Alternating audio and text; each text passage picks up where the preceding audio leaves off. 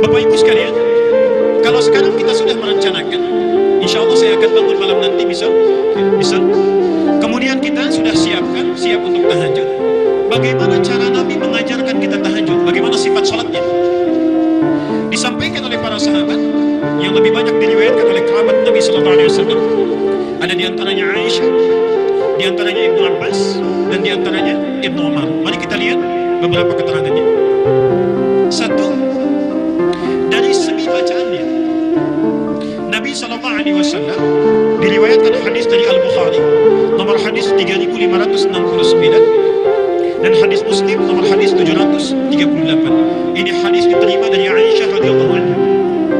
Kata Aisyah, adalah Rasulullah Sallallahu Alaihi Wasallam selalu menunaikan qiyamul lail, salat malamnya itu. Selalu menunaikan salat malamnya, baik di Ramadan ataupun di luar Ramadan. Kata Aisyah, itu ditunaikan dengan 4 rakaat. Jangan tanya tentang bagus bacaannya. Jangan tanya tentang panjang bacaannya. Kadang disatukan, jangan tanya tentang panjang dan bagusnya. Artinya apa? Sunnah saat kita menunaikan tahajud. Mohon maaf, kita bisa fokus di sini.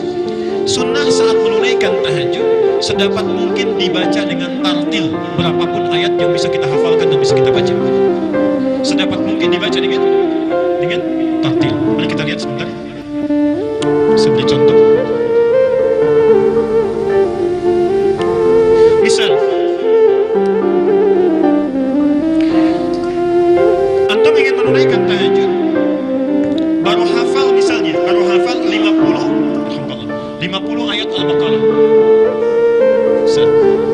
Kenapa ada 50 ayat Al-Baqarah? Ditunaikan misalnya 11 rakaat. Kita bagi 50 jadi 11, berapa? Kurang lebih? Baik ya. Ada yang 4, ada yang 5 ya. Ada 4, ada yang 5. Misal, rakaat pertama 5, rakaat keduanya 4 dan seterusnya. Ini masih sedikit ya. 4 ayat itu tidak banyak. Alif lam mim dzalikal kitabu la raiba fihi hudan lil muttaqin alladzina yu'minuna bil ghaibi wa yuqimuna as-salata wa mimma razaqnahum yunfiqun. Kemudian walladzina yu'minuna bima unzila ilaika wa ma unzila min qablik wa bil akhirati hum. Sudah selesai. Allahu akbar. Tidak banyak kan? Baik. Tidak banyak. Ada yang kedua banyak, misalnya saya ingin menyelesaikan, misal saya sudah hafal surah Al-Baqarah 286. Dibagi 11 berapa? Misal dibagi 11, masing-masing misal saja, masing-masing 25 ayat setiap rakaat. Ada 25, ada 26, misal saja. Perhatikan sini. Ada yang dimaksud bacaannya, tafsir pertama, itu artinya banyak yang dibaca. Jadi kalau antum banyak hafalan Qur'annya, diusahakan ketika tahajud, itu dipraktekkan hafalan Qur'an yang kita baca. Makanya ada manhaj dalam hafalan Qur'an, puncak kita mengulang hafalan kita, itu ditunaikan saat tahajud. Jadi kalau hafalan Quran antum ingin kuat, ayo saat tahajud tunaikan malamnya, ulang kembali hafalan Quran kita. Jelas sampai sini? Jadi yang pertama, sifat banyak bacaannya, banyak. Karena itu disebut di hadisnya panjangnya. Disebut panjangnya. Ini satu. Yang kedua, kalau cuma hafal ayat-ayat atau surah yang singkat, misal saya baru hafal juz amma. Juz ammanya pun bagian belakang, wadduha, alam nashrah dan sebagainya misalnya. Nah, maka berlaku ketentuan yang kedua, bagusnya dibaca dengan tartil sesuai dengan hukum tajwidnya. Jelas sampai sini? Kalau hafalnya sedikit, baca pelan-pelan, jangan terlalu cepat. Maaf, sifat bacaan itu ada 3 cara. Satu disebut dengan hadar. Hadar itu membaca Quran dijadikan 2 harakat panjangnya, cuma 1 detik. Misal, Alhamdulillahi Rabbil Alamin Ar-Rahmanir Rahim Maliki Yawmiddin. Di setiap 1 detik 2 harakat, itu disebut dengan qiraah hadar, cepat. Biasanya ini bacaan di salat sunnah yang berjamaah, tarawih misalnya, maka disunnahkan membaca yang ini, hadar. Yang kedua, ada yang disebut mutawassit, pertengahan. Jadi 2 dijadikan 4 ya. 2 harakat dijadikan 4 harakat, 2 detik. Alhamdulillahi Rabbil Alamin Ar-Rahmanir Rahim Maliki Yawmiddin. Itu disebut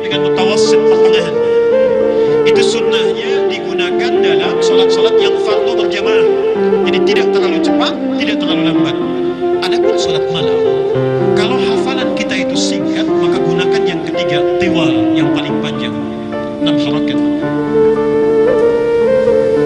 Misal, sambil kita khusyuk mendekat kepada Allah, Alhamdulillahi Rabbil Alamin Ar-Rahmanir Rahim, sambil dihayati gitu ya. Itu insya Allah rumusnya, kata Aisyah, baca walaupun sedikit dengan bagus, ambil yang paling akhir. Jelas sampai sini? Nah, bacaan seperti itu yang akan menyentuh ke dalam jiwa. Kalau antum bangun malam tapi bacaannya kecepatan, itu juga tidak akan berpengaruh kepada jiwa. Jelas ya? Itu bagian pertama rumusnya. Di sunnah nabinya, kalau panjang bacaannya silahkan baca dengan qiraah yang hadar tadi kalau banyak. Kalau pendek bacaannya, maka tingkatkan kualitas hukum tajwidnya. Jelas? Selanjutnya, itu dalilnya saya sebutkan. Yang kedua, gerakan yang dilakukan oleh Rasulullah itu begitu tenang. Begitu tenang. Subhanallah. Nanti lihat di riwayat Muslim nomor hadis 756. Riwayat Muslim 756. Itu disebutkan subhanallah perpindahan salat Rasulullah itu dari satu gerakan ke gerakannya itu tumaninah luar biasa, tidak terlalu cepat. Selesai misalnya lam yalid wa lam yulad wa lam yakun lahu kufuwan ahad, diam dulu ya, karena ada ketenangan di situ. Itu sunnahnya. Ada 2 diam yang harus dilakukan dalam fikih salat, sifat salat Nabi. Satu diam sebelum membaca Al-Fatihah, itu membaca iftitah atau istiftah. Yang kedua, diam setelah membaca surat sebelum kita ruku. Diam sejenak baru beliau bertakbir untuk ruku. Rukunya pun tenang sekali. Sampai-sampai puncaknya, maaf, pernah dengar hadis ini? Rasulullah sholat sampai kakinya bengkak-bengkak.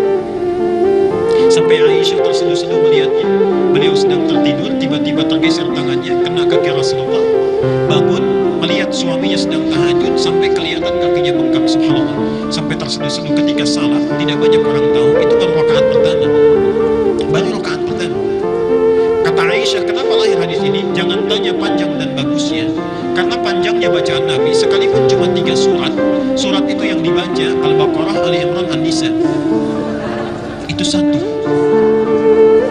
Dan ketika dibaca, artinya luar biasa. Hebatnya lagi, itu baru bacaannya. Gerakannya jangan tanya panjang bagusnya gerakannya. Begitu rukunya lama, dirasakan mendekat kepada Allah. Ya. Karena Nabi tahu kalau siang pasti sibuk dengan umatnya. Kapan lagi ketemu Allah kalau bukan malam? Karena itulah ketika salah ditanya oleh Aisyah, ya Rasulullah, lima hakada? Rasulullah, kenapa mesti seperti ini? Ya. Alam takun makmulan, alam takun maksuman. Bukankah engkau telah dijamin masuk surga dan bebas dari kesalahan? Apa jawab Nabi? Afala akunu abdan syakura? Apa aku tidak boleh menjadi hamba yang bersyukur? Jadi sunnahnya, kalau antum ingin menunaikan tahajud, satu, lihat rumusnya. Bacaan bukan sekedar dibaca, tapi dihayati apa yang kita baca. Jadi kalau bisa, sebelum kita baca dulu terjemahannya, tahu artinya. Jadi begitu kita membaca, hati langsung menghayati. Yang kedua, lakukan gerakan dengan tumaninah, karena setiap gerakan itu ada doa-doa yang dikabulkan. Contoh, dalam ruku Nabi melarang membaca Quran karena di situ ada potensi doa yang bisa dikabulkan. Dalam sujud, bahkan Nabi menyampaikan hadis riwayat Ibnu Abbas, ya, keadaan antara hamba dengan Allah yang paling dekat itu saat sujud, wa huwa sajidun fa'aktsiru doa, maka perbanyak doa saat sujud. Subhanallah, antum berada langsung bersama Allah di keheningan malam. Bahkan hadisnya qudsi, Allah sedang menunggu. Kenapa tidak kita manfaatkan? Kalau orang tahajudnya benar, itu 2 rakaat saja bisa lebih daripada 15-20 menit barangkali. Enak gitu. Jalan. Yuk lanjutkan. Sekarang berapa jumlah rakaatnya? Pelan-pelan. Kaidah umumnya, tahajud itu tidak memiliki batas rakaat. Kaidah umumnya. Oke. Nabi pernah menyampaikan dalam hadis riwayat Ibnu Umar, ini saya sampaikan dalilnya. Yang ini saya langsung tuliskan karena tidak banyak orang yang biasa mendengarnya. Lihat di sini ringkasan dalilnya. Ada di Al-Bukhari nomor hadis 460, Muslim 1782, dan At-Tirmidzi nomor hadis 437. Dari Ibnu Umar, lihat rumus pertamanya. Salatul laili, salat malam itu, cara menunaikannya masna. Silakan lakukan dengan 2-2. Jadi 2 rakaat salam, 2 rakaat salam. Fa idza khashiya ahadukum as-subha shalla rak'atan wahidatan tutiru lahu ma qad shalla. Kalau sedang menunaikan 2-2 itu tiba-tiba tidak sadar sudah dekat ke subuh, langsung tutup dengan sekali witir. Jadi aturan umum sholat tahajud itu yang dilakukan di malam hari itu umumnya tak terbatas jumlah rakaatnya. Kalau itu ingin dilakukan maka mulai lakukan dengan 2 rakaat. Jelas sampai sini? Di 2 rakaat salam, 2 rakaat salam. Tiba-tiba kita akan bangun lagi, misalnya datang fajar, lebih dekat fajar, cukup bangun tunaikan 1 rakaat dan itulah disebut dengan witir sebagai penutup. Jelas sampai sini?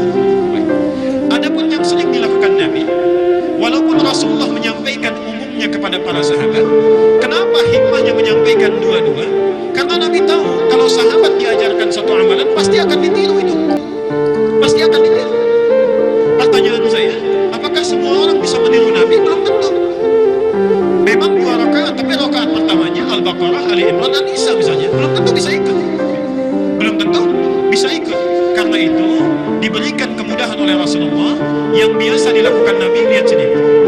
1, Nabi kadang sholat dengan 13 rakaat. Kadang 13 rakaat.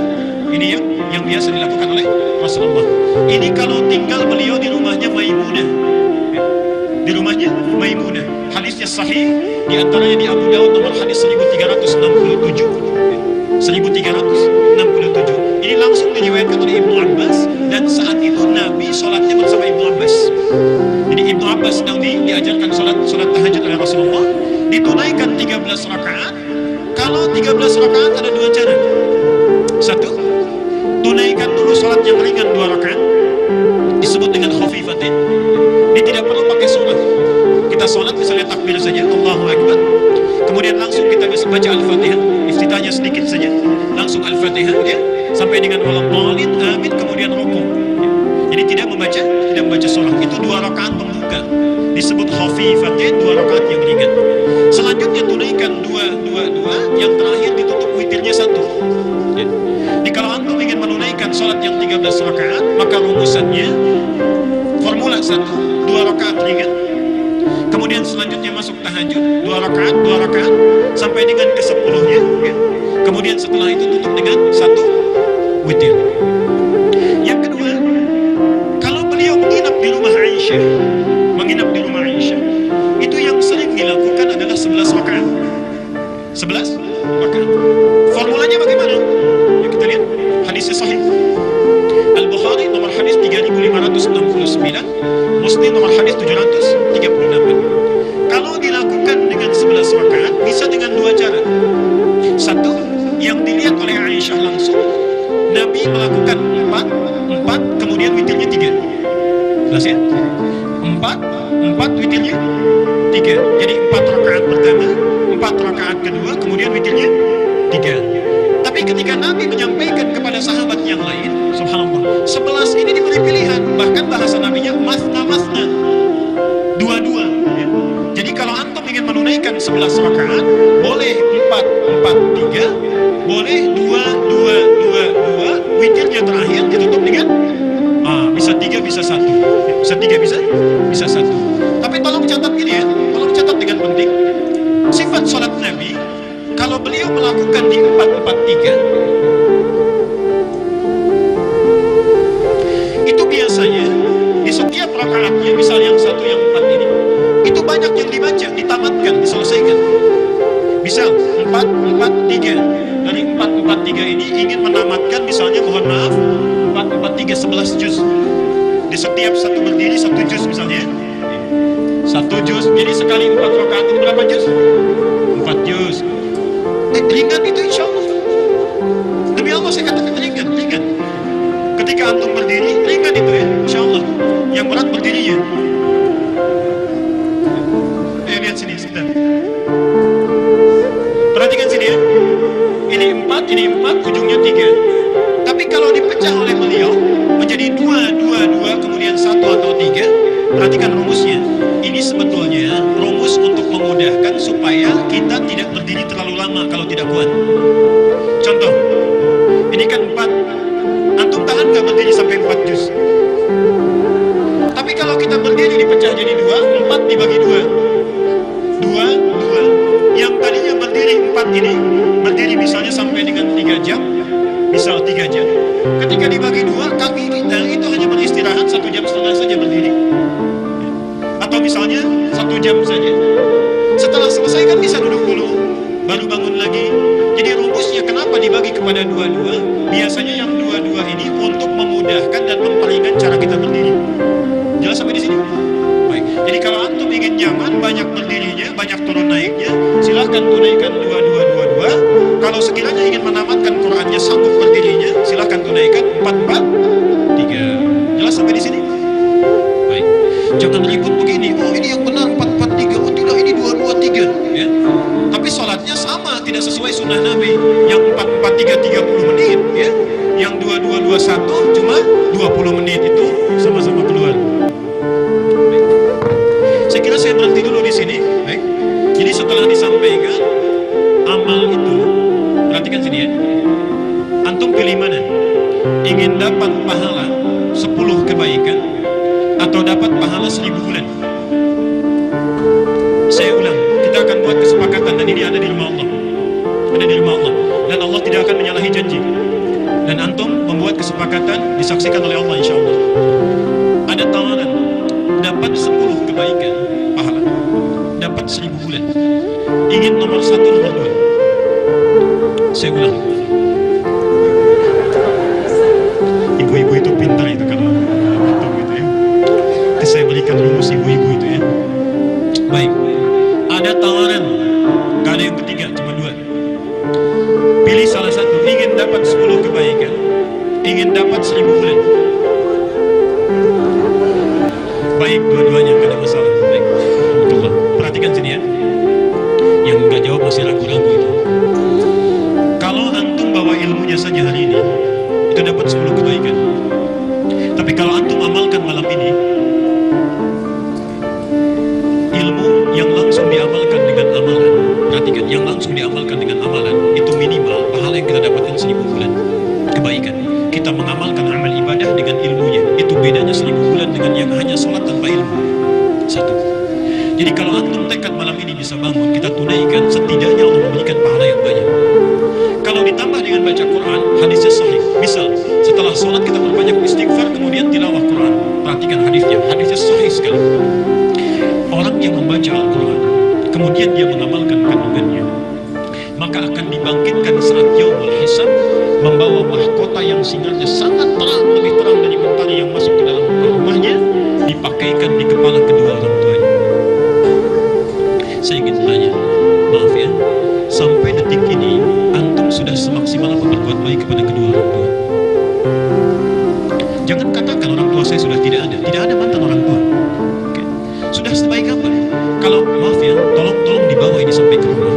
Kalau antum masih ada orang tua, jangan tunggu hari esok untuk berbuat baik. Muliakan dari sejak sekarang, bagaimanapun caranya. Karena demi Allah saya katakan, saya dari kecil dirawat sampai tumbuh dari SD, masuk ke pesantren sejajar dengan satu tsanawiyah.